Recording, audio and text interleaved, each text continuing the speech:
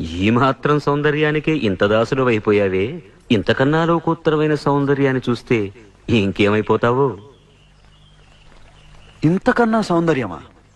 ఉండదు కాక ఉండదు. అరే ఉందనుకో ఏం చేస్తావు అంటున్నాను. అరే అనుకోవడానికి ఆస్కారమే లేదు అంటున్నా. అరే ఒకవేళ ఉంటే ఏం చేస్తావు అంటున్నాను.